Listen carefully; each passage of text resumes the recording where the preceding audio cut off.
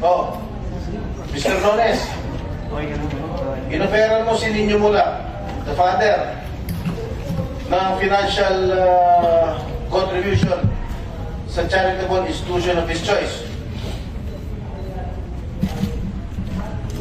Hindi po, Your Honor, na ang context ay for settlement.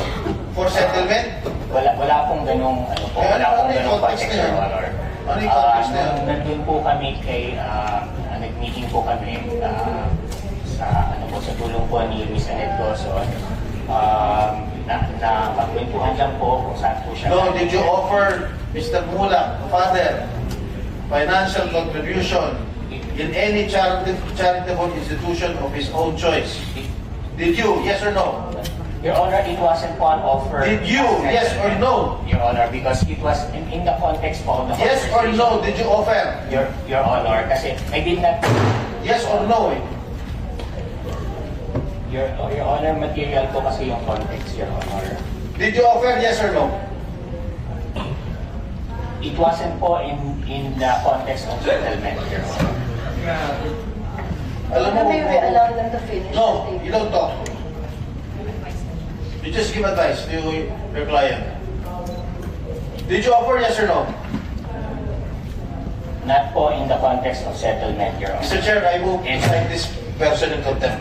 And even Ms. Annette Dawson po clarified that po in a public post, and she said po that we did not offer any settlement, nor did she broker any settlement po. I'm just asking you a very simple question, answerable by yes or no. The answer po is no, Your Honor, because it I wasn't did not offer. It wasn't po an offer. You did not offer, ha? You did not offer. It wasn't po an offer, Your Honor. Ano klase yun? Napag-usapan po siya, nadaanan po siya sa usapan, and then nagaling po siya sa charity event. So, napunta po doon yung conversation, Your Honor. Sinungaling ko nito. Scriptwriter ko nga. Sandro, and you still deny na wala kayong ginawang masama dito sa bata? Nakipagkwentuhan lang. Yes, inyo.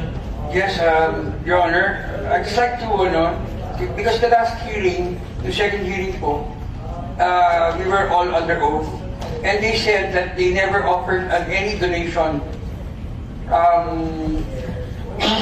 They never offered me any donation of to a charitable institution of my choice. But Attorney Annette Dawson has proven that they did through an affidavit. Where is the affidavit? You have a copy? Oh, ito pala, nagsisinungaling na kayo. Yan. May affidavit na si Atty. Annette. With due respect, Your Honor, may we be allowed to read the affidavit, Your Honor? It's a right of my client to be confronted with all the evidence of the witnesses against them, Your Honor. Oh, sige. Paige, can we have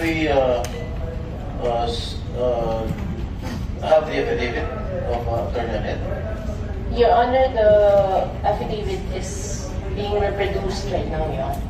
Well, give them a copy.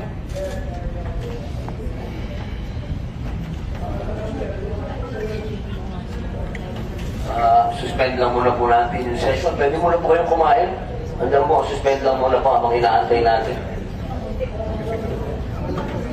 Ready to resume, Mr. Chair? Senator Jinggoy. Mr. Nones, I assume that you have already read the affidavit that was duly signed by Atty. Annette, the Vice President of GMA7. Yes, Your Honor, please, my client will answer the question. No, let your client answer, not you. We submit to that, Your Honor. But I would just like to... The legal counsel is here only to give legal advice to your client. we submit to that, Your Honor. My client will answer it. Assessment on the affidavit, Your Honor. No, I was asking you a while ago if you offered Mr. Nino Mula financial contribution to any charitable institution of his own choice, and then you denied it. Now here comes the affidavit signed by Atty. Annette, who I think this person is very credible. Here comes the affidavit signed by Attorney Annette saying that you indeed offered financial contribution to any charitable institution of his choice. Can you say? Your Honor, upon review po of the affidavit po of Ms. Annette Gozon, nowhere in the affidavit that she mentioned po that there was an offer of settlement, Your Honor. And in fact, she mentioned only the donation to the charitable institution after she put, after the paragraph where she put that, she said that Mr. Nino Mulak came from a previous scheduled charity event. Or like, Your Honor. So it supports our statement earlier, Your Honor, that it was part of... Basahin mo ngayon number 5. Number 5. That Mr. Jojo Nones, I'll just read it for you. That Mr. Jojo Nones mentioned in that meeting that if Mr. Nino Mulak would want, they can donate to a charitable institution of Mr. Nino Mulak's choice. Number 6, that Mr. Nino Mulak declined. Number 7, that Mr. Nino Mulak stated that he wants to pursue the HR case against Jojo Nones and Richard Cruz. Oh. Maliwanag. Dito sa affidavit na nagsisinungaling ka. Hindi po, Your Honor, kasi context po is material Bakit po. hindi ka nagsisinungaling? I was asking you. Did you offer any financial contribution to any charitable institution? No offer po of settlement, Your Honor. I did not ask if it's a settlement or not.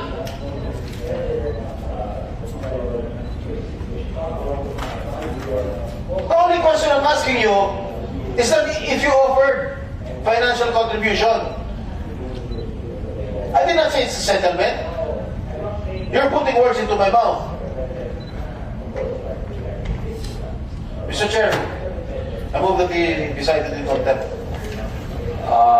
Mr. Jojo Nunes, naiintindahan niyo po ba yung motion na kayo po ay patawan ng contempt? Opo, Your Honor, pero with all due respect po, Your Honor, nag-explain Wala na, po nagsisungaling ka na eh. Alam mo, Jojo, alam mo, hindi kita kilala ha. Kahit matagal na ako sa showbiz, hindi kita kilala. Pero, huwag naman ganun. Ha? We are here trying to know the truth, the merit of the truth. Eh, patuloy ka nagsisinungaling dito sa amin.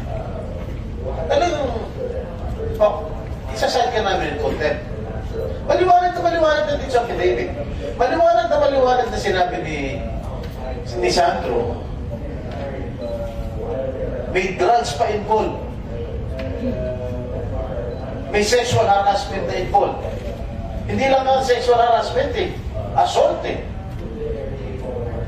Dahil pinagsamantalahan niyo yung bata, pinag-take niyo ng drugs, tsaka niyo pinagsamantalahan. That is a, what do you call this, drug-induced sexual assault? Tama ba yung sinabi ko, attorney? FBI. Kawawa na yung bata. Pinag-drugs yun ha, kinalay niyo pa. NBI? Sir, Your Honor, good afternoon po.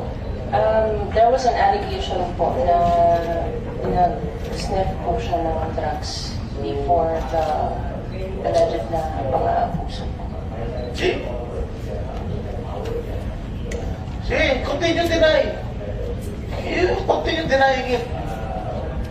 Oh, Mr. Jojo, Sergeant at Arms to Mr. Chair. Sasagot po ba kayo o yan pa rin po ba ang sagot po ninyo?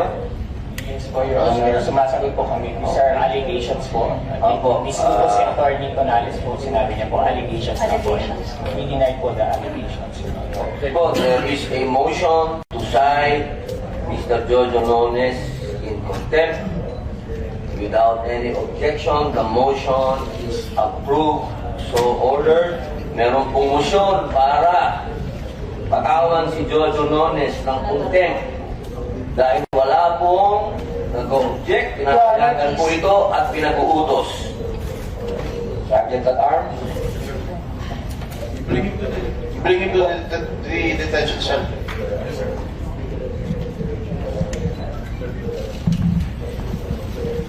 Attorney Topacio, you're not only lawyering for Mr. Gerard Santos, am I correct? You're also here as an independent resource person. Yes, Because Your you're Honor. handling cases relative to these issues. Yes, Your Honor. Correct? Yes, Your Honor. Alright. Kanina sinabi ko, hindi lang lalaki minumulestya, pati yung mga babae. Alright? I heard before, during the lunch, you were saying that you're handling 2 cases. Bill folded like a straw. Tapos pinaikit niya yung bata, pinasingkot niya yung bata. The first time lang ng bata. And there was really sexual abuse. There was really sexual abuse. And they kept on denying it. They keep on denying it. Sir, bakit po si Sir Mr. Nones lang? Bakit po yung isa po, hindi? Hindi na magsasalita isa eh. Diba, mga sumunod na rin yan kasi yung tungkol sa sexual abuse, sexual assault. Eh talaga, kasi pag binasa ko lahat siya, malaswa. Malaswa. Hindi, that's not for public consumption. Yung talagang ginawa, detalyadong ginawa sa bata. Pero sir, sa executive session, dinitali rin sa Hindi na, because alam ko na eh. Base sa investigation na ginawa ko. And he confirmed it. Alam ko na eh. Si Sandro nag-detalye yung sa affidavit, no? Ha? Si Sandro Yes. Binasa ko affidavit. Pero sa executive session, hindi na niya yung... Hindi na. Kasi binasa ko na affidavit. Sa t-shirt, may pantalon. Usual. Sir, ang problema kasi dito, this has been going on sa movie industry. Not only males, even females. Siguro na 80s, 90s, but siyempre gusto ko sumikat. Lapit ako sa mga higher ups, sa mga director, sa mga kinaukulan para sumikat ako. Ganun lang. Pati babae, hindi lang lalaki. Sir, hanggang kailan niyo po siya i-hold in contempt? Depende sa chair yan. Hanggat magsabi siya ng totoo. Thank you, sir.